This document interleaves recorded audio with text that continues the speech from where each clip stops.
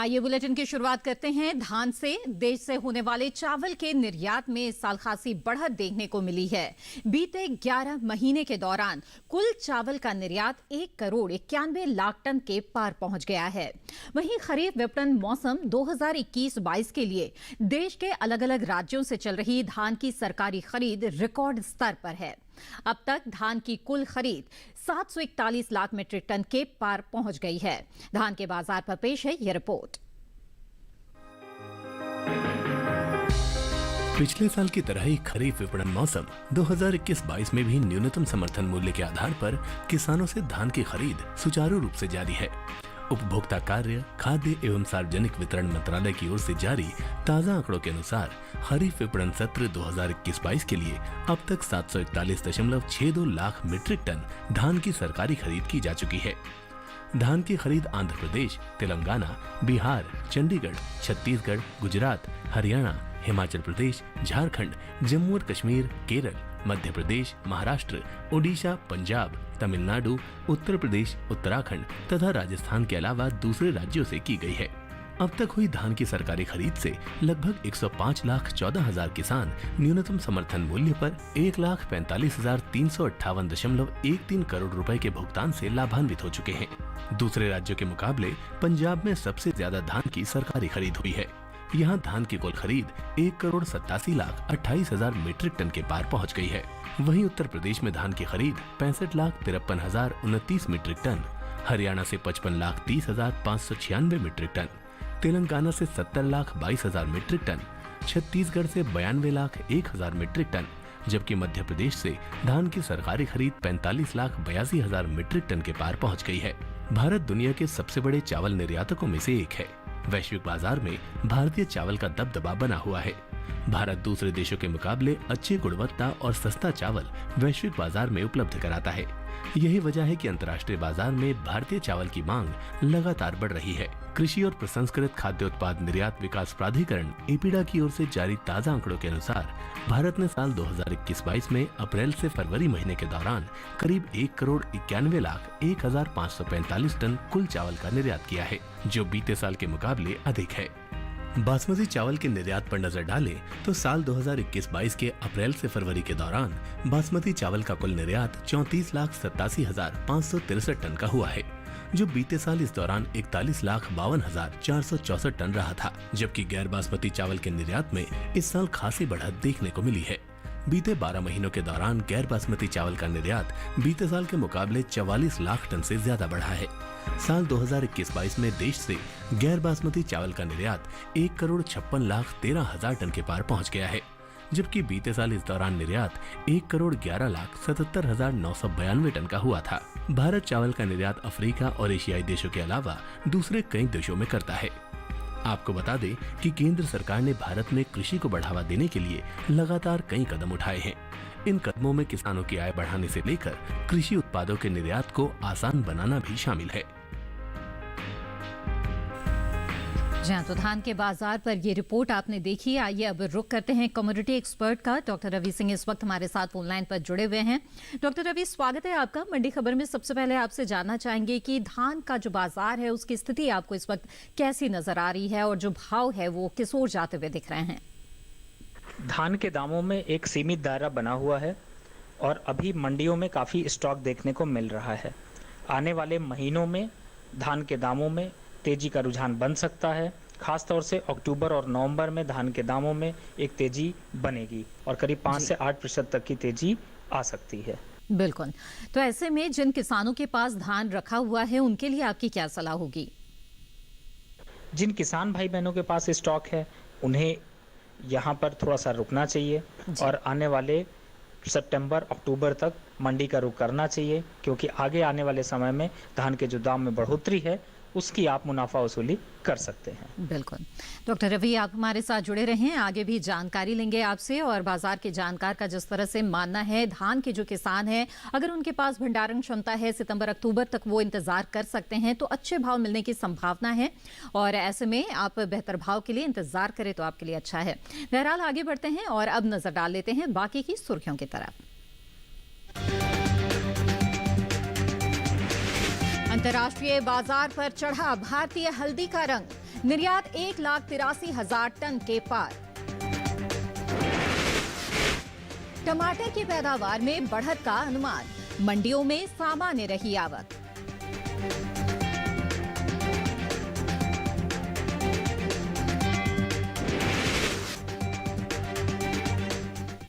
आइए आगे बढ़ते हैं और अब बात करते हैं हल्दी की।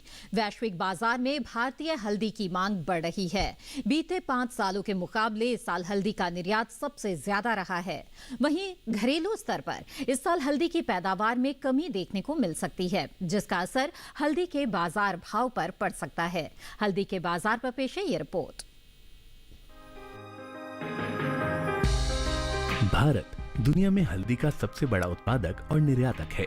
दुनिया का 60% हल्दी का निर्यात केवल भारत ही अंतर्राष्ट्रीय बाजार में करता है। वहीं इस साल अंतर्राष्ट्रीय बाजार में हल्दी की मांग जोर पकड़ रही है। साल 2020-21 में हल्दी का निर्यात बीते 5 सालों के मुकाबले सबसे ज्यादा रहा है। वहीं इस साल हल्दी का निर्यात बीते साल के मुकाबले करीब 20% से ज्यादा बढ़ा है। भारतीय मसाला बोर्ड की ओर से जारी आंकड़ों के अनुसार वित्त वर्ष 2016-17 में हल्दी का कुल निर्यात 1,16,500 टन का हुआ था। वहीं साल 2017-18 के दौरान हल्दी का निर्यात 1,07,300 टन रहा। हालांकि साल 2018-19 के दौरान हल्दी के निर्यात में बढ़ोतरी हुई और निर्यात 1,33,000 टन के पार पहुंच गया। इसी तरह वित्त वर्ष 2019-20 में हल्दी का निर्यात 1,37,650 टन का हुआ, जबकि साल 2020-21 के दौरान हल्दी के निर्यात में खासा इजाफा देखने को मिला। इस साल हल्दी का निर्यात बीते सालों के मुकाबले 45,350 टन बढ़कर 1,83,000 टन के पार पहुंच गया है।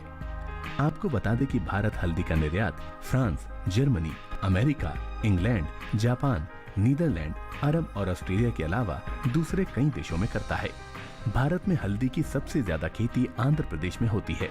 इसके बाद ओडिशा और तमिलनाडु का स्थान आता है। महाराष्ट्र में भी हल्दी की खेती होती है। आंध्र प्रदेश का देश के हल्दी उत्पादन में करीब 40% का योगदान है। इसके अलावा केरल, कर्नाटक, पश्चिम बंगाल, गुजरात, मेघालय और असम में भी हल्दी की खेती की जाती है। हर साल भारतीय मसालों की मांग अंतर्राष्ट्रीय बाजार में बढ़ती जा रही है। निर्यात को देखते हुए देश के किसानों ने मसालों की खेती पर जोर दिया है। यही वजह है कि इस साल कुल मसालों की पैदावार में अच्छा इजाफा हो सकता है। कृषि मंत्रालय की ओर से बागवानी फसलों के लिए जारी तीसरे अग्रिम अनुमान के मुताबिक देश में साल 2019-20 के दौरान 1,01,37,000 टन मसालों की पैदावार हुई थी, जबकि साल 2020-21 के दौरान कुल मसालों की पैदावार में 5,42,000 टन की बढ़त हो सकती है और कुल उपज 1,06,00,000 टन के पार जा सकती है। कुल मसालों की उपज में लाल मिर्च, जीरा, धनिया, अदरक, हल्दी और काली मिर्च की हिस्सेदारी सबसे ज्यादा रही है। वहीं हल्दी की पैदावार पर नजर डालें तो इस साल हल्दी की उपज में कमी आ सकती है। साल 2020-21 के दौरान देश में हल्दी की उपज में 5% की कमी होने का अनुमान जताया गया है। कृषि मंत्रालय की ओर से बागवानी फसलों के लिए जारी तीसरे अग्रिम अनुमान के मुताबिक इस साल देश भर में हल्दी की पैदावार 10,64,000 टन होने का अनुमान है, जबकि बीते साल की समान अवधि के दौरान उपज 11,53,000 टन की रही थी। जी हाँ, भले ही कुल मसालों की पैदावार में बढ़त का अनुमान है, लेकिन हल्दी की जहां तक बात है, इसके पैदावार में कमी का अनुमान जताया जा रहा है। ऐसे में भाव की ओर जाएंगे, जानते हैं बाजार के जानकार से। डॉक्टर रवि, बताएं हमें हल्दी के बाजार की स्थिति के बारे में क्या राय है आपकी? हल्दी के दाम काफी दिनों से एक सीमित दायरे में चल रहे हैं।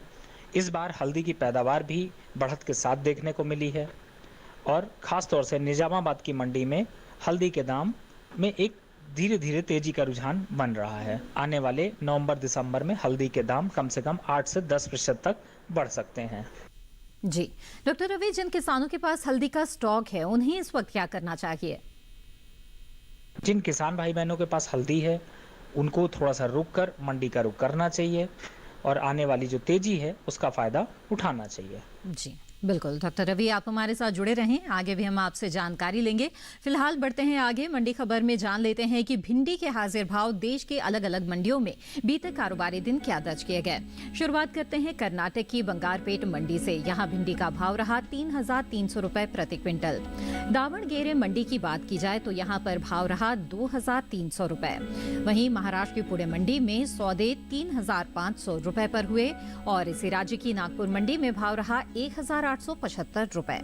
ये सभी भाव आवक और गुणवत्ता के आधार पर हैं।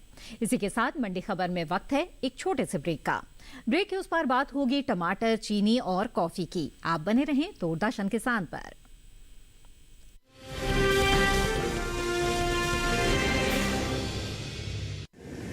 माँ कब आएगा? अभी आएगा। अरे बोलो ना माँ कब आएगा? बोला ना अभी आ जाएगा। ये ले आ गया कुआं। अरे कुआं नहीं माँ, हमारे घर नल से जल कब आएगा? नल से जल? अरे गुड्डी, बहुत जल्दी आएगा पानी। जल जीवन मिशन आ चुका है। हम एक कदम उठाएंगे तो सरकार 10 कदम उठाएगी। सच? तुम्हारे मुंह में घी शक्कर। घी शक्कर नहीं माँ, स्वच्छ जल। 2024 तक देश के सभी 19 करोड़ घरों में पहुंचेगा पीने का साफ पानी। अब होगा हर घर जल। जल जीवन मिशन, जल शक्ति मंत्रालय, भारत सरकार।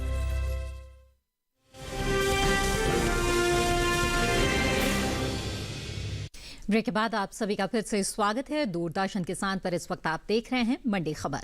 बुलेटिन के इस हिस्से में हम जानेंगे कॉफी और चीनी के बारे में, लेकिन आइए पहले बात कर लेते हैं टमाटर की। इन दिनों टमाटर की आवक कृषि उपज मंडियों में सामान्य बनी हुई है। बात इसके भाव की करें तो शनिवार को अधिकांश मंडियों में टमाटर के सौदे मजबूती के साथ हुए। हालांकि कुछ मंडियों में इसके भाव में नरमी देखने को मिली। बता दें कि इस साल घरेलू स्तर पर टमाटर की पैदावार में बढ़ोतरी होने का अनुमान है, जिसका असर टमाटर के बाजार पर पड़ता दिख सकता है। आइए जान लेते हैं टमाटर के बाजार की स्थिति इस रिपोर्ट के जरिए। इस साल देश में टमाटर की उपज में बढ़त का अनुमान है। बीते साल के मुकाबले इस साल टमाटर की पैदावार में 5 लाख टन से अधिक की बढ़ोतरी हो सकती है। कृषि मंत्रालय की ओर से साल 2020-21 के बागवानी फसलों के अब तक के लिए जारी तीसरे आंकलन के मुताबिक देश भर में टमाटर की उपज 2 करोड़ 10 लाख टन के पार जा सकती है, जबकि बीते साल की समान अवधि के दौरान उपज 2 करोड़ 5 लाख 50 हजार टन की ही हुई थी। इन दिनों ज्यादातर कृषि उपज मंडियों में टमाटर की आवक सामान्य बनी हुई है। हाजिर भाव की बात करें तो एग्मार्क नेट के अनुसार कर्नाटक की बंगारपेट मंडी में 3 जून को टमाटर का भाव था 3070 रुपए। 4 जून को उसके भाव में 270 रुपए की गिरावट आई और भाव 2800 रुपए पर आ गया, जबकि राज्य की ही कोलार मंडी में इस दौरान टमाटर के सौदे बढ़त के साथ हुए। यहाँ 3 जून को टमाटर का भाव रहा 3000 रुपए। 4 जून को उसके सौदे 200 रुपए मजबूत होकर 3200 रुपए पर हुए। वहीं रामनगर मंडी में बीते 2 दिनों के दौरान टमाटर के भाव स्थिर रहे। यहाँ 3 और 4 जून को टमाटर 4000 रुपए पर बिका। महाराष्ट्र की कालमेश्वर मंडी में 2 जून को टमाटर का भाव था 4340 रुपए। 4 जून को इसके सौदों में 1275 रुपए की तेजी आई और भाव 5615 रुपए पर जा पहुंचा। इसी तरह श्रीरामपुर मंडी में टमाटर के भाव में बढ़त देखने को मिली। यहाँ 2 जून को टमाटर का भाव था 4000 रुपए। 4 जून को उसके भाव में 1000 रुपए की मजबूती आई और भाव 5000 रुपए पर आ गया। आपको बता दें कि देश से होने वाला सब्जियों का निर्यात इस साल 5% बढ़ा है। एपीडा की ओर से हाल ही में जारी ताज़ा आंकड़ों के अनुसार वित्त वर्ष 2021-22 में अप्रैल से फरवरी महीने के दौरान देश से कुल सब्जियों के निर्यात में 7514 टन की बढ़ोतरी देखने को मिली है। बीते 11 महीनों के दौरान सब्जियों का कुल निर्यात 21,01,000 टन के पार पहुंच गया है, जबकि बीते साल इस दौरान निर्यात महज 20,94,293 टन का ही हो सका था। आइए एक बार फिर से रुक कर लेते हैं कमोडिटी एक्सपर्ट का। डॉक्टर रवि, टमाटर के बाजार की स्थिति के बारे में आपसे जानना चाहेंगे। भाव के जोर जाते हुए दिख रहे हैं इस वक्त।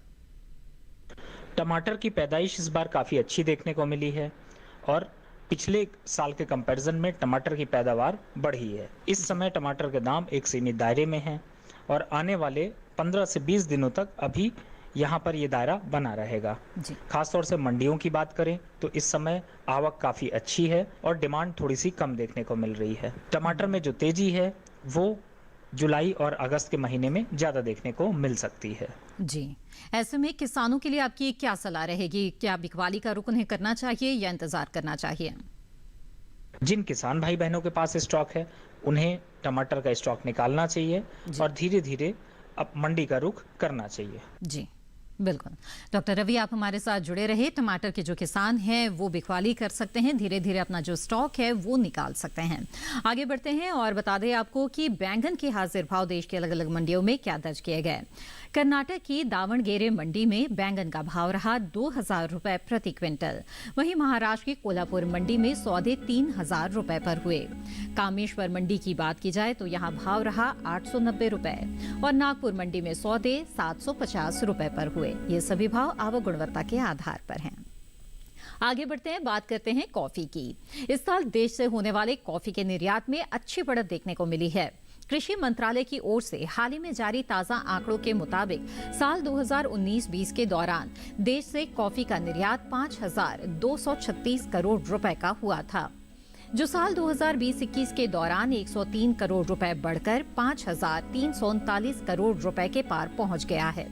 वहीं बात कॉफी की पैदावार की करें तो United states department of agriculture यानी यूएसडीए के मुताबिक फसल वर्ष 2021-22 में भारत की कॉफी की पैदावार और खपत बढ़ सकती है। हाल ही में जारी हुई रिपोर्ट के अनुसार साल 2021-22 के लिए कॉफी की उपज 60 किलो के 5.53 मिलियन बैग अनुमानित है, जबकि पिछले साल उपज का ये आंकड़ा 5.23 मिलियन बैग रहा था। जीआई रिपोर्ट के मुताबिक 2021-22 में 76,800 टन अरेबिका और 2,25,000 टन रोबस्टा की पैदावार अनुमानित है। यूएसडीए की उपज के अनुमान के मुताबिक अरेबिका की पैदावार में 2% की गिरावट आ सकती है, जबकि रोबस्टा की पैदावार में 9% का इजाफा हो सकता है। हालांकि पिछले साल के मुकाबले कुल पैदावार 6% बढ़कर 789 किलोग्राम प्रति हेक्टेयर होने की उम्मीद है। आइए फिर से रुक करते हैं कमोडिटी एक्सपर्ट का। डॉक्टर रवि, अब कॉफी के बाजार पर जानना चाहेंगे, आपकी राय बताएं, भाव इसके किस ओर जाते दिख रहे हैं? कॉफी की डिमांड इस समय एक सीमित दायरे में देखने को मिल रही है और पैदावार भी अच्छी है, जिसकी वजह से बहुत ज्यादा उतार और चढ़ाव का माहौल देखने को नहीं मिल रहा। जी। मंडियों में स्टॉक होने से भी कॉफी के दामों में काफी हद तक एक सीमित दायरा बना हुआ है। जी, ऐसे में किसानों को क्या करना चाहिए? जिन किसान भाई बहनों के पास है उन्हें यहाँ पर मंडी का रुख करना चाहिए और अपना स्टॉक निकालना चाहिए, क्योंकि अभी आने वाले 1 से 2 महीने तक दाम एक सीमित दायरे में बने रहेंगे। जी बिल्कुल। डॉक्टर रवि, आप हमारे साथ जुड़े रहे हैं। तो कॉफी के जो किसान हैं वो बिकवाली की सोच सकते हैं, क्योंकि एक सीमित दायरा बना हुआ है और अभी कुछ समय तक इस सीमित दायरे के बने रहने की ही संभावना बताई जा रही है बाजार के जानकार के अनुसार। आगे बढ़ते हैं और जान लेते हैं कि पत्ता गोभी के बाजार भाव क्या रहे। देश के अलग अलग मंडियों में किस भाव पर बिका पत्ता गोभी। कर्नाटक की होन्नाली मंडी से अगर शुरुआत करें तो यहाँ पत्ता गोभी का भाव रहा 500 रुपए प्रति क्विंटल। वहीं दावणगेरे मंडी में सौदे 1,400 रुपए पर हुए। तो महाराष्ट्र की नागपुर मंडी में भाव रहा 1,350 रुपए और पुणे मंडी में सौदे 1,000 रुपए पर हुए। ये सभी भाव आवक गुणवत्ता के आधार पर हैं। अब बात करते हैं चीनी की। देश से होने वाले चीनी के निर्यात में इस साल खासा इजाफा हुआ है। बीते 5 सालों के दौरान चीनी का निर्यात दुगना तक बढ़ चुका है। साल 2016-17 के दौरान चीनी का निर्यात 8,659 करोड़ रुपए का हुआ था। वहीं साल 2017-18 के दौरान चीनी का निर्यात 5,225 करोड़ रुपए के पार जा पहुंचा। साल 2018-19 के दौरान चीनी के निर्यात में इजाफा हुआ और निर्यात 9,523 करोड़ रुपए का हुआ। इसी तरह साल 2019-20 के दौरान चीनी का निर्यात 13,981 करोड़ रुपए के पार पहुंच गया, जबकि साल 2020-21 के दौरान चीनी के निर्यात में 6,000 करोड़ रुपए की बढ़ोतरी हुई और निर्यात 20,668 करोड़ रुपए यानी लगभग 70 लाख मीट्रिक टन चीनी का निर्यात हुआ। यानी इस साल चीनी के निर्यात में 17.45% की बढ़ोतरी दर्ज की गई है। मौजूदा गन्ना सीजन 2021-22 के दौरान देश में घरेलू स्तर पर 270 लाख मीट्रिक टन चीनी की खपत अनुमानित है। बता दें आपको, घरेलू स्तर पर इस साल गन्ने की रिकॉर्ड पैदावार होने का अनुमान है। इस साल गन्ने की उपज बीते साल के मुकाबले 2,51 लाख टन अधिक हो सकती है, जिसका असर कृषि उपज मंडियों में इसके बाजार भाव पर पड़ता दिख सकता है। कृषि मंत्रालय की ओर से हाल ही में जारी तीसरे अग्रिम अनुमान के अनुसार साल 2021-22 के दौरान देश में गन्ने की पैदावार 43 करोड़ 4 लाख टन के पार जा सकती है, जबकि बीते साल इस दौरान गन्ने की उपज 40 करोड़ 53 लाख 99 हजार टन रही थी। रुक करते हैं बाजार के जानकार का। डॉक्टर रवि, गन्ने की रिकॉर्ड उपज का अनुमान जताया जा रहा है। बाजार की तमाम परिस्थितियों को देखते हुए चीनी के भाव किस ओर जाते हुए नजर आ रहे हैं? चीनी की इस समय डिमांड काफ़ी अच्छी है और ख़ास तौर से थोड़ा सा तेजी का रुख भी बन रहा है। फिलहाल स्टॉक काफ़ी अच्छा है और ओवरऑल स्टेट वाइज देखें तो चीनी की पैदावार पिछले साल के कंपैरिजन में बढ़त के साथ देखने को मिल रही है। जी बिल्कुल, ऐसे में किसानों के लिए आपकी खास सलाह क्या रहेगी? जिन किसान भाई बहनों के पास चीनी का स्टॉक है उन्हें भी यहाँ पर निकालना चाहिए। बहुत ज़्यादा उतार और चढ़ाव का माहौल नहीं है और ऐसे समय पे जो पैसा आप सोच के जाते हैं वो प्राइस आपको सेल करने में आसानी होती है। जी बिल्कुल डॉक्टर रवि, आप हमारे साथ जुड़े रहें, आगे भी जानकारी लेंगे। मंडी खबर में वक्त हो गया है एक और छोटे से ब्रेक का। आगे जानेंगे आम का हाल। आप बने रहें दूरदर्शन किसान पर।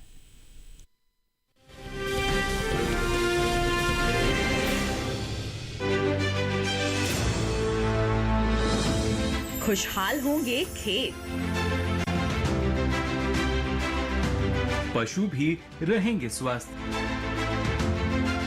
सरकारी स्कीम का होगा लाभ, जब एक्सपर्ट्स का मिलेगा साथ, किसानों के सवाल, विशेषज्ञों के जवाब, अब सिर्फ एक फोन कॉल पर। देखिए अपना खास प्रोग्राम। हमारे टोल फ्री नंबर हैं 1800 113060, 1800 113061। हेलो किसान, सोमवार से शुक्रवार शाम 6 बजे सिर्फ दूरदर्शन किसान पर।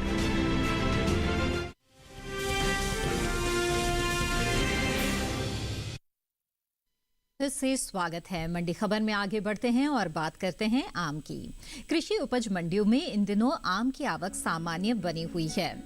एगमर नेट के मुताबिक शनिवार को कर्नाटक की मुलबगल मंडी में आम का भाव रहा 1500 रुपए। वहीं महाराष्ट्र की कामठी मंडी में आम 2800 रुपए पर बिका, जबकि राज्य की ही श्रीरामपुर मंडी में इस दौरान आम के सौदे 7500 रुपए पर हुए। वहीं बात आम की पैदावार की करें तो इस साल घरेलू स्तर पर आम की अच्छी पैदावार होने का अनुमान जताया गया है। कृषि मंत्रालय की ओर से बागवानी फसलों के लिए जारी तीसरे आकलन के मुताबिक साल 2020-21 के दौरान देश में कुल आम की पैदावार 2 करोड़ 8 लाख 22 हजार टन होने का अनुमान है, जबकि बीते साल इस दौरान आम की उपज 2 करोड़ 3 लाख 17 हजार टन ही रही थी। यानी इस साल देश में आम की पैदावार में 5 लाख टन से ज्यादा की बढ़ोतरी देखने को मिल सकती है। बता दें कि भारत विश्व में आम के गूदे का प्रमुख निर्यातक है। एपीरा की ओर से जारी ताजा आंकड़ों के अनुसार भारत ने साल 2020-21 के दौरान 714.41 करोड़ रुपए यानी कि 96.43 मिलियन अमेरिकी डॉलर की कीमत का 98,369.74 मीट्रिक टन आम गूदा निर्यात किया है। डॉक्टर रवि, आम के बाजार की स्थिति पर क्या राय है आपकी? इसके भाव किस ओर जा सकते हैं आगे? आम की सीजनल डिमांड यहाँ पर काफ़ी बढ़ रही है, लेकिन इस बार इसके दामों में थोड़ा तेजी का रुझान बना रहेगा। आने वाले 1 से 2 हफ्ते में थोड़ा बहुत यहाँ पर आम के दामों में गिरावट का माहौल देखने को मिल सकता है। जी, ऐसी स्थिति में किसानों को क्या करना चाहिए? आप क्या सलाह देंगे इन्हें? जिन किसान भाई बहनों के पास स्टॉक है उन्हें मंडी का रुख करना चाहिए और कम से कम यहाँ पर स्टॉक अपना निकालना चाहिए। पूरी तरह से तेजी जुलाई के महीने में देखने को मिलेगी, लेकिन आप अभी यहाँ पर अपना स्टॉक निकाल सकते हैं। बिल्कुल डॉक्टर रवि, आप लगातार हमारे साथ जुड़े रहे और मंडी खबर में आपने बहुत ही महत्वपूर्ण जानकारियां हमारे साथ साझा की। आपका बहुत बहुत धन्यवाद। आइए अब मंडी खबर में आगे बढ़ते हैं। बता दें आपको फूल गोभी के हाजिर भाव देश की अलग अलग मंडियों में क्या दर्ज किए गए। कर्नाटक की बंगारपेट मंडी में फूल गोभी का भाव रहा 1300 रुपए प्रति क्विंटल। वहीं दावणगेरे मंडी की बात की जाए तो सौदे 1800 रुपए पर हुए। महाराष्ट्र की कोल्हापुर मंडी में भाव रहा 975 रुपए और श्रीरामपुर मंडी में भाव रहा 650 रुपए। जी हाँ, ये तो बात हुई फूल गोभी की। खीरे के भाव पर भी नजर डाल लेते हैं। कर्नाटक की होन्नाली मंडी में खीरे का भाव रहा 1000 रुपए। वहीं दावणगेरे मंडी में इसके सौदे 2200 रुपए पर हुए। महाराष्ट्र के पुणे मंडी में भाव रहा 1500 रुपए और इसी राज्य की श्रीरामपुर मंडी में सौदे 1100 रुपए पर हुए। तो आपने जाना खीरे के सौदे किस तरह हुए देश की अलग अलग मंडियों में। अब जान लेते हैं हरी मिर्च के बारे में। कर्नाटक की होन्नाली मंडी से शुरुआत करें तो यहाँ हरी मिर्च का भाव रहा 2500 रुपए। रामनगर मंडी में सौदे 4500 रुपए पर हुए। वहीं महाराष्ट्र की कोल्हापुर मंडी में भाव रहा 2600 रुपए और पुणे मंडी की बात की जाए तो यहाँ पर भाव रहा 4750 रुपए प्रति क्विंटल। ये सभी भाव आवक और गुणवत्ता के आधार पर हैं। और इसी के साथ आज के मंडी खबर में बस इतना ही। उम्मीद है कि किसानों को अपनी उपज का सही भाव लेने में मंडी खबर से मदद मिल रही होगी। मंडी खबर को आप दूरदर्शन किसान के YouTube चैनल पर भी देख सकते हैं। इसके लिए टीवी स्क्रीन पर दिखाए जा रहे QR कोड को स्कैन करके आप YouTube चैनल से जुड़ सकते हैं। इसी के साथ मुझे दीजिए इजाजत। आप बने रहें दूरदर्शन किसान पर। नमस्कार।